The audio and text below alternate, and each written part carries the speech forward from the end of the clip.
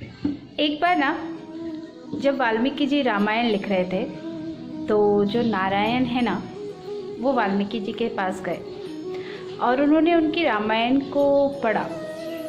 फिर उन्होंने वाल्मीकि जी से कहा कि आने वाले कलयुग पे शायद ये रामायण नहीं पढ़ी जाएगी, क्योंकि अभी मैं पर्वत से आ रहा हूँ, वहाँ पे श्री हनुमान जी ने बहुत ही सुंदर रामायण लिखी हुई है।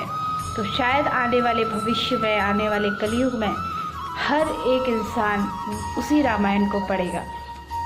तो वाल्मीकि जी ना बहुत ज़्यादा दुखी हुए कि मैंने इतनी मेहनत की और ये रामायण पढ़ी ही नहीं जाएगी, ऐसा कैसे हो सकता है। तो वाल्मीकि जी फटाफट से हनुमान जी के पास पहुँचे और उन्होंने देखा कि जो उन्होंने रामायण लिखी थी हनुमान जी ने, वो बहुत ही सुंदर रामायण थी। वाकई में जो वाल्मीकि जी ने रामायण लिखी थी उससे बहुत ही बेहतर रामायण हनुमान जी ने लिखी थी। तो बहुत ज़्यादा दुखी हो गए कि मैंने इतनी मेहनत की, रामायण लिखी और उस रामायण को कोई पढ़ेगा भी नहीं। वो हनुमान जी के सामने गिड़गिड़ाने लगे, बोले कि अगर आप ये रामायण को पब्लिश करेंगे तो शायद मेरी रामायण को नहीं पढ़ा जाएगा, तो मेरी मेहनत तो बेकार हो गई। तो हनुमान जी ने पता ही क्या किया, अपनी लिखी हुई रामायण को नदी के पास गए और विसर्जित कर दिया। तो वाल्मीकि जी ने कहा, ये आपने क्या कर दिया।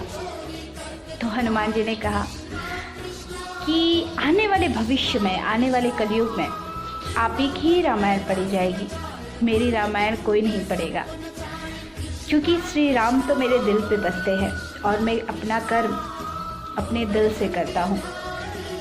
सो रामायण तो आपकी पढ़ी जाएगी, लेकिन पूरी दुनिया पूजेंगे मुझे। तो अगर आज आप देखें ना, तो रामायण तो वाल्मीकि जी की ही पढ़ी जाती है, पर मंदिर हर जगह हनुमान जी के होते हैं।